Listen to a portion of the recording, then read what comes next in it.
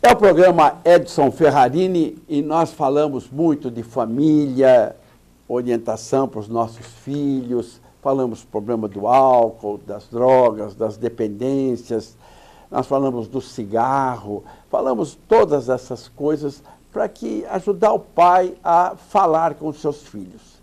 E hoje nós vamos falar de um tema muito sério, que é o problema do alcoolismo. Só que quem vai falar com a gente é alguém que sentiu isso aqui na pele, na pele. Ele foi alcoólatra. E você quer uma informação mais séria ainda? Ele e o pai foram alcoólatras. Alcoolismo é uma doença, assim, da pessoa desinformada, da pessoa sem estudo. Não. Ele é advogado formado pela Universidade de São Paulo, USP. E o pai dele, que também era alcoólatra, é médico. Vamos entender com ele e a doutora Elizabeth Sabino como é que o problema do álcool entra na vida das pessoas. Como é que entra na vida das pessoas, doutor Paulo de Abreu Leme Filho? Bom, é um prazer estar aqui, viu, Coronel Ferrarini? Obrigado. Para mim é uma honra poder bater esse papo aqui com o senhor. E o senhor falou uma coisa muito importante, né? Porque a doença do alcoolismo, ela não escolhe classe social, ela não escolhe profissão, ela pode atingir qualquer pessoa. Qualquer pessoa está O homem ou a mulher, e nem sexo ela não escolhe. Nada, não escolhe rigorosamente nada. Então, isso é uma informação já muito importante, porque as pessoas têm ainda aquela ideia no sentido de que o alcoólatra é só aquela pessoa que está ali caída na rua, desmaiado, pedindo R$1 para a gente para tomar um copo de pinga. Isso é verdade? É verdade, mas esse é o final de uma história. Muitas vezes essa história começou muito antes, como no meu caso.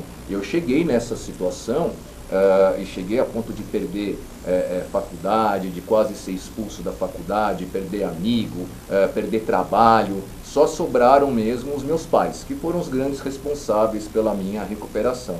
Mas durante um tempo a pessoa nem percebe aquilo que está perdendo, né? O alcoolismo produz também esse tipo de sequela, né? Você fica aí vendo, porque depois eu vou perguntar se você se acha alcoólatra. E você vai responder. Mas depois da orientação aqui do Dr. Paulo Leme Filho e também da orientação da nossa coaching, a doutora Elizabeth Issa. Então você fica aí. Será que a Ferrarini está exagerando? Eu acho que eu não estou bebendo tudo isso não, que ele fala. Você acha que ele vai falar que ele bebe? Normalmente, o dependente químico, portador da doença do alcoolismo, ele é o último a perceber. Muitas vezes eu sinto isso por mim, né? Posso dizer pela minha experiência. Conforme eu ia perdendo, por exemplo, um trabalho, eu achava que, na verdade, não era eu que estava faltando com as minhas obrigações. Eu achava que as pessoas é que tinham inveja de mim. Quando eu não conseguia mais acompanhar a faculdade, por conta do grande tempo que eu perdia bebendo álcool, eu achava que, na verdade, a faculdade que não era boa, a faculdade que não era agradável. Então, conforme a gente vai tendo problemas decorrentes do abuso do álcool, é aí que a gente tem que perceber para ver se o mundo está errado ou nós estamos errados. Doutora Elizabeth, isso deve ser um drama nas famílias que lhe procuram no seu consultório. Sim. E como fazer? O que fazer? Essa é uma questão da autorresponsabilidade. Se tem alguma disfunção, ela merece ser tratada. Isso em qualquer âmbito. Uma disfunção emocional, uma disfunção no casamento, uma disfunção financeira. O que as pessoas geralmente fazem, o natural das pessoas, o que elas fazem quando elas estão passando por alguma disfunção? A culpa é do outro. Então, se eu estou com um problema na minha vida financeira, porque eu ganho mal, porque a empresa me paga pouco. Se eu estou com algum problema emocional, a culpa é da minha esposa, a culpa é dos meus filhos. Então, é o que você acabou de falar agora, não é isso? É melhor colocar a culpa no outro do que trazer a responsabilidade para cada um. Então, eu sempre digo o seguinte, a vida não existe o sucesso e nem existe fracasso. O que a vida mostra é que existem resultados. Se eu não estou tendo bons resultados, se você não está tendo bons resultados, é porque você não está plantando o que você está querendo colher. A vida é feita de colheitas. A vida você precisa de mudanças. Eu vejo muitas pessoas falarem assim, bom ano novo, né, no dezembro, né? Felicidades, bom ano novo para você, bom ano. Mas se no ano novo você não mudar os defeitos que você teve no ano passado, vai ser igual, vai piorar. Então você tem que mudar. E o alcoolismo, ele é uma coisa interessante. Eu não sei se ele é hereditário ou se é um comportamento aprendido. Porque no teu caso, teu pai bebia. Talvez você visse o pai beber. Teve esse componente no meio? Olha, Coronel Ferrarini, o que eu vejo, na verdade, no meu caso, eu diria que foi um pouco diferente, porque quando eu vi o meu pai bebendo, eu já vi o meu pai já numa fase final, também perdendo o trabalho, numa situação ruim. Eu deveria ter tudo para não beber. Dos meus 4 irmãos, né, nós somos em 4, né, o único que desenvolveu a doença do alcoolismo fui eu. Eu comecei a beber num esquema muito juvenil, de matar a aula, de encontrar com os amigos, em torno dos 16 anos de idade. Aquele universo sim me atraía, né? Então eu comecei a beber como se fosse de farra, como tantas outras pessoas, né? Mas isso foi há 21 anos atrás. Eu acredito até, Coronel, que mudou muito isso. Para o senhor ter uma ideia do que me preocupa muito hoje em dia, é que tem uma pesquisa muito interessante da própria Senad, do Ministério da Justiça, que fala que é uma pesquisa feita com mais de 10 mil estudantes universitários, ou seja, são pessoas que têm algum recurso econômico, são estudantes universitários. E a idade média... O cigarro. E a idade média em que as pessoas entram em contato com o álcool é 12 anos de idade. 12 anos de idade. Você sabe, é uma coisa interessante. O álcool não me gratifica. Eu não consigo beber. É uma coisa interessante. Não é que eu acho que nesses últimos 5 anos eu tomei eu não bebi um copo de cerveja, não por nada. Eu tento pôr na boca, mas não consigo beber. Eu não gosto, não me gratifica. Não me dá nenhum prazer. Me daria prazer o cigarro. Você fuma? Eu já fumei, já. Não fuma há quantos anos? Não tem nem... meses. Meses. E o álcool você não bebe há quanto tempo? 21 anos. Há 21 anos ele não bebe uma gota. O único segredo mesmo é gota de álcool. Se ele beber uma gota, ele volta a beber o litro que ele bebia por dia. Imediatamente. Se ele beber uma latinha de cerveja sem álcool, ele acorda o cérebro dele, aqui esse cérebro dele que está dormindo, mas adora uma cachaça. Se ele voltar a beber uma latinha sem álcool, ele acorda o cérebro dele e desperta esse leão que está dormindo no cérebro dele. Ele não matou, esse leão não morre, está dormindo aí. E isso é uma coisa que o senhor falou que é muito importante, né? Porque muitas vezes, com relação à doença do alcoolismo, falta muita informação. E a gente vê, eu, por exemplo, eu parei de beber em grupos de autoajuda. E nesses grupos, nesses 21 anos que eu frequento esses grupos, esse quadro que o senhor falou, ele é relativamente comum. A pessoa chega num desses grupos, para de beber, tem um desenvolvimento profissional bom, familiar, fica 1, 2, 3, 4, 5, 10 anos sem beber. Ninguém acredita que ele é portador da doença do alcoolismo, nem ele mesmo. E aí ele acha que pode tomar um copinho de pinga que ele gostava de tomar no domingo à tarde com a esposa dele. Em dias ele está igualzinho ou pior ao jeito em que ele chegou. Essa é a aula do programa Edson Ferrarini, você que está aí. Doutora Elizabeth, ou o cara para, não tem outra opção. E buscar um contágio social onde as pessoas saibam do problema, né, que a pessoa superou, para evitar ficar ali bebendo. Não sei se você evita esses lugares hoje ou se você é tranquilo, mas logo numa sequência que a pessoa parou de usar cigarro ou drogas, ela tem que se afastar desse convívio.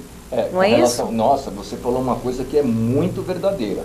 Eu imagino o seguinte, Vamos supor, talvez a doença do alcoolismo, ela seja a única doença no mundo em que o doente, ele é incentivado a continuar com essa doença. Se a pessoa é diabética e fala, olha, eu não vou comer doce porque eu sou diabético, eu não posso. E a pessoa respeita. Todo mundo vai respeitar, vai incentivar, falar que coisa boa, você é diabético, não está comendo mais doce, meus parabéns, continue assim. Com a doença do alcoolismo, ao contrário. As pessoas incentivam a gente a beber. Falam, não, você já está 1 ano parado de beber. Agora você pode, beba moderadamente. Beba com inteligência. Então, é uma doença que, do ponto de vista social, as pessoas não têm nenhuma informação, a ponto de, claro, inconscientemente, ainda que de boa fé, incentivarem até a pessoa a se matar. Esse livro tem livrarias? Esse livro está disponível em qualquer livraria. Ele chama... Explica para nós. A doença do alcoolismo. A doença do alcoolismo. E o autor é Paulo de Abreu Leme e Paulo de Abreu Leme Filho. Exatamente. O Paulo de Abreu Leme é médico, o especialista em medicina do trabalho. Meu pai ele é especialista em medicina do trabalho. Exatamente. Vale a pena você ter esse livro, porque ele é de gente que entende. Além de ser médico, o pai dele e ele advogado, ele escreve a própria vida aqui. No meu livro, a definição de alcoólatra. Você quer saber se você é alcoólatra? Você está aí, o cara que bebe diz assim, esse Paulo aí é xarope, ele bebe, mas eu bebo, mas eu controlo.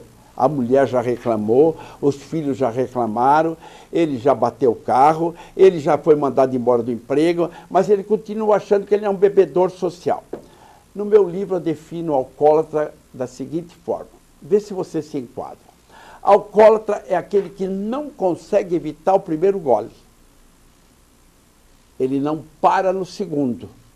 Ele perde o controle diante da garrafa. Isso já aconteceu com você? É por aí. É exatamente isso. Por isso que muitas vezes, esses grupos de autoajuda, os mais antigos, inclusive, mas todos eles falam isso. Eles falam, evite o primeiro gole, não o segundo, o terceiro ou o 14º. Isso é o perder o controle, como o senhor enfatizou bem, isso é fundamental, A pessoa bebe apesar de tudo, é um grande desbravador. Ele continua bebendo, ele perde o emprego, perde a família, perde a própria autoestima, mas continua bebendo. E tomou um gole, não para. E é por isso que muitas vezes se diz, que um gole é muito e uma garrafa é pouco. É isso aí, é isso aí.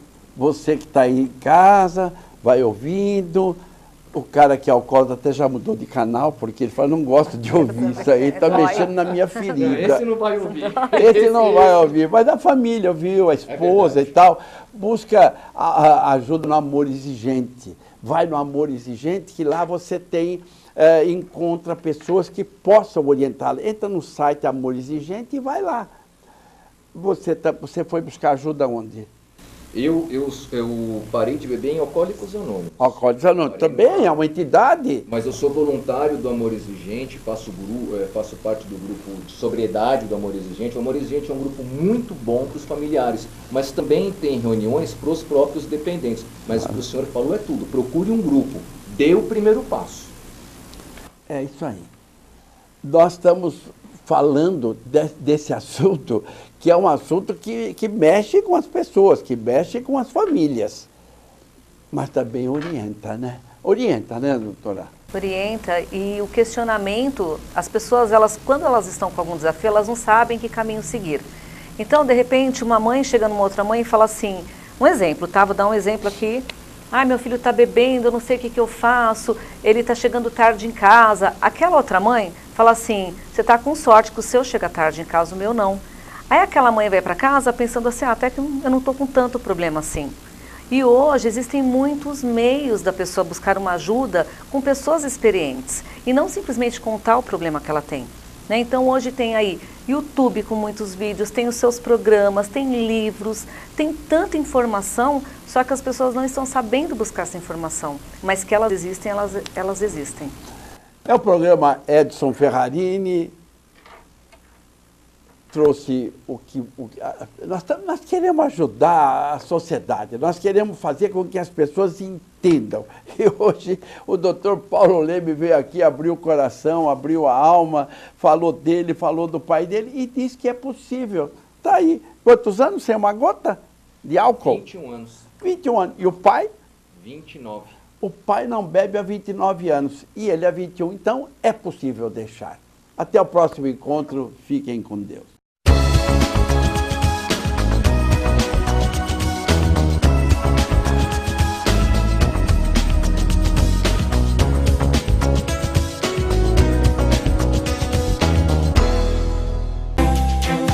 Amor Exigente, um extraordinário programa que salvou a minha vida.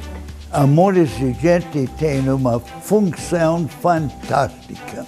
Um programa que reestrutura as famílias, um programa que busca que cada um de nós fique cada vez melhor. Prevenção com amor exigente, para que só coisas boas aconteçam. Está convidado.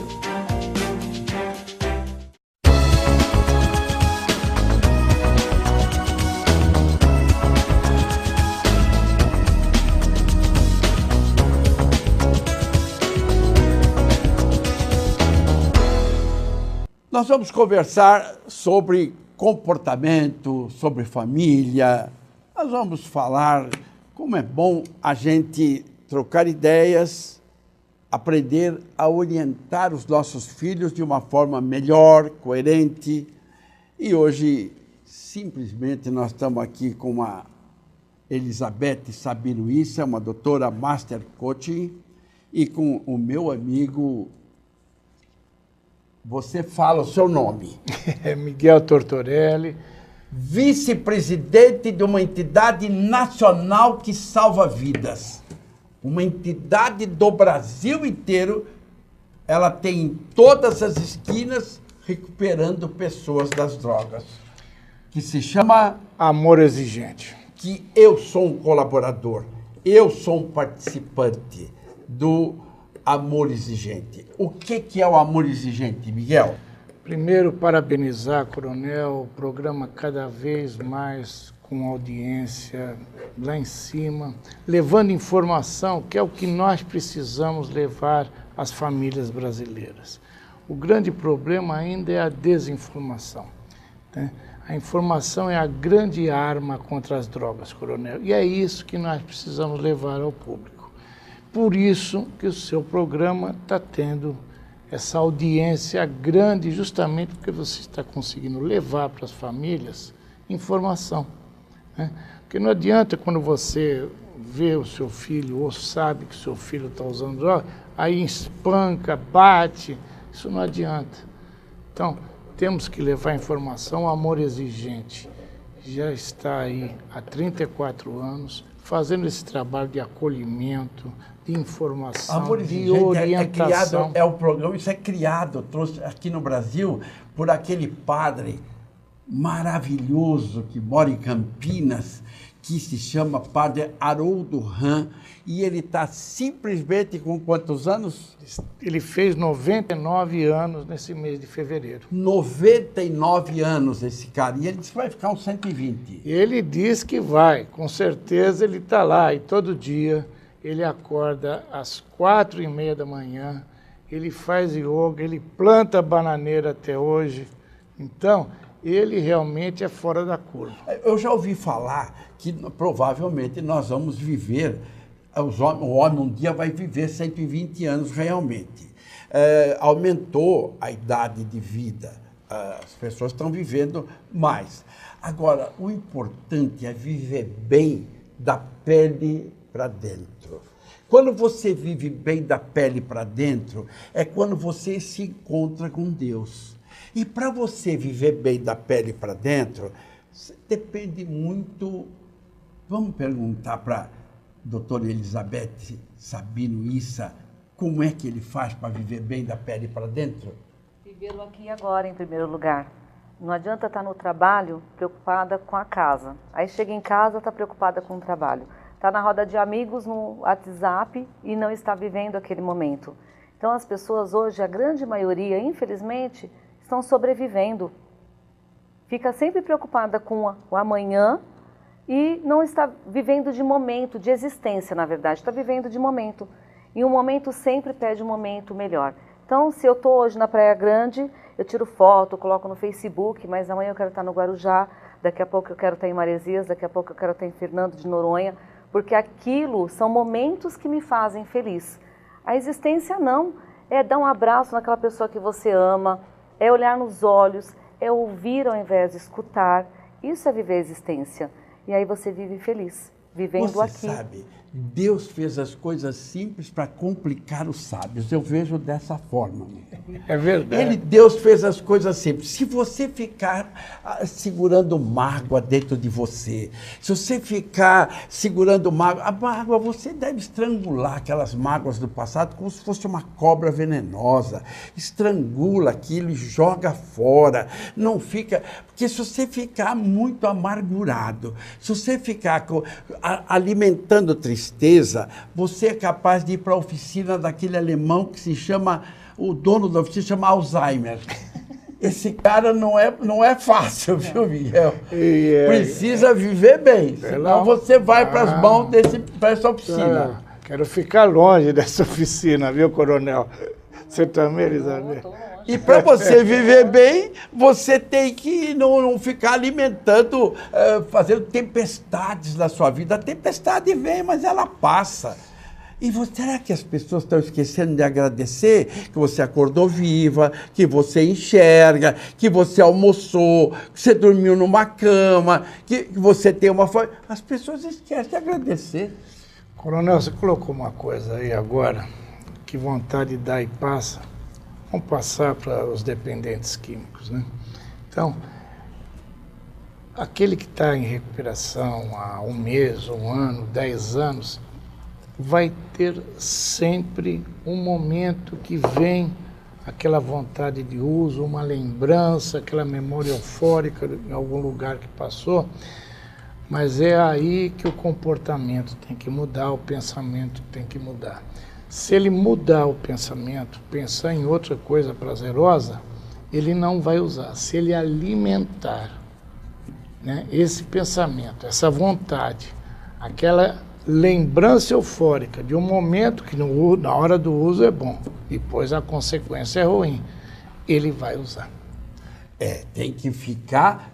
Quando aquele que parou de usar droga, ele tem que ter a certeza que é para sempre. Se ele ficar lembrando, se ele ficar lembrando, ele pode lembrar, mas ele não pode chegar perto, não pode beber. Então, e começa aí. As pessoas acreditam que mesmo em recuperação, ele pode depois tomar um gole de cerveja, um copo de vinho. Não pode. Isso vai levá-lo à sua droga de preferência. É zero. Não é diet nem light. É zero. É zero. Você sabe, eu vou dar esse exemplo aqui de uma forma muito interessante. Eu vou dar esse exemplo de uma coisa que aconteceu comigo, com a minha vida. Eu não bebo, não fumo, nunca usei drogas. Mas lá atrás, eu fumava um cigarro que chamava Hollywood, que era um cigarro que era da época, era bonito fumar. Quando você tinha 20 anos de idade, era bonito fumar. E eu não acedo... Era charmoso fumar. E eu não acedo um cigarro Hollywood faz exatamente 45 anos. Cigarro Hollywood. Não era bem desse tamanho. Mas quem fuma um maço por dia, no final de um ano, você fuma um charuto desse. Você fuma um charuto. Olha a grossura. Porque quem fuma gosta de levar fumo. Olha a grossura que você leva de fumo. Então, velho, eu me lembro... Você estava falando, eu lembrei de mim. Se eu acender um cigarro Hollywood, nem sei se existe mais essa marca, eu não acendo um há 45 anos. Hollywood, cigarro. Qualquer tabaco que ele fumar hoje... Se eu fumar, eu volto a fumar um maço por dia. Até mais. E o cara que fuma, ama, gosta de fumar. É a mesma coisa com a droga. É a mesma coisa que eu estou também é dando. uma O tabaco droga. é uma droga. É a droga lícita. Nesses 40 anos que eu estou recuperando pessoas, eu já vi esse filme várias vezes. Porque o cidadão vai abrindo a guarda, então a cerveja sem álcool, isso aqui é cerveja sem álcool, quer dizer, o subconsciente dele, o cérebro dele já está dizendo, vamos voltar, vamos recair. E, de repente, ele não vai se dar permissão para ser feliz. Coronel, vamos aproveitar, doutora Elizabeth, a necessidade de fazer uso de alguma substância para ser feliz, ou para ter euforia, ou para estar dentro do carnaval, ou de uma festividade? Não, como o coronel falou aqui, a felicidade é da pele para dentro, né? Posso dar À vontade. duas dicas para essas épocas de final de ano, de carnaval, essas grandes festas que existem? O que é comum não é normal, né? Neste momento vai ter ali o clique... Isso é importante, coronel. É. O que é comum não é normal. Então, é comum as pessoas beberem, mas não é o normal, né? É uma disfunção. A pessoa está buscando alguma coisa ali e, como podia ser em outros tipos de... A gente está falando aqui do cigarro ou da droga, e tem vários itens, tem vícios emocionais, inclusive, que a pessoa busca a felicidade ali. Mas qual que é o conselho que eu vou passar aqui? O contágio social. Então, você tem que se lembrar de onde você saiu, né? Você passou por um processo para se livrar do vício. E você tem que olhar para onde seus amigos estão te levando. E ao invés de você ser influenciado por eles, você tem que influenciá-los. Convida eles para fazer um programa na sua casa, para assistir um filme bacana. Mas, Beth, meus amigos, eles fazem questão da bebida. Então se une com um grupo, com a sua família, que entende, que sabe de onde você saiu, que estavam com você na hora da dor. Então, o contágio social é muito importante. Posso dar outra dica? Lógico. Você falou sobre os pensamentos, né? E eu não sabia disso, gente. Foi uma mudança na minha vida. Eu imaginava que todos os pensamentos que vinham na minha mente, eles vinham de algum lugar. Só que eu estou no controle dos meus pensamentos. Quem manda na minha mente, nós mandamos no movimento das mãos, das pernas. Desta mesma forma, nós comandamos a nossa mente. Então, se vem aqueles momentos de picos e vales que todos nós passamos, porque a vida não é só alegria, nesse momento, você tem que saber o seguinte, esses pensamentos ruins estão vindo, mas eu vou mudar o foco. Eu vou focar na solução deste problema que eu estou passando. Eu vou focar em buscar ajuda com as pessoas que me amam e estar no controle da sua mente. Porque senão é fácil. Aí vem aquele monte de historinha, eu falo que tem uma franga que fica gritando aqui, que você não pode, que você não é capaz, que isso é muito difícil, e você cai. Só que você está no controle da sua vida, você é autorresponsável pela sua vida. Se você não estiver no controle desse leme, você vai ser marinheiro. E aí, para onde a vida vai te levar, você não sabe. E aí vai cantar aquela música do Zeca Pagodinho, né? Deixa a vida me levar. E não é isso, você não nasceu para isso, você nasceu para ser feliz. E o ter uma amor vida em exigente abundância. é um caminho para você Pra seguir, isso. frequentar e estar, e ele está levando você a não recair. Nós estamos terminando o nosso espaço, um pouquinho do amor exigente, mais um pouco. Só vou dar uma dica, dia 10 de março, agora, nós vamos ter um curso aqui em São Paulo, tá? Reconstruindo Famílias, que é para o público aqui de São Paulo conhecer um pouquinho mais do amor exigente e saber como lidar com esses E problemas. ter esse contágio social, né? Estar com pessoas ali falando a mesma linguagem, que passaram pelas mesmas situações. É isso aí. É isso aí. É o programa Edson Ferrarini. E você, sabe, nós estamos aqui para ajudar as pessoas. Até o próximo encontro.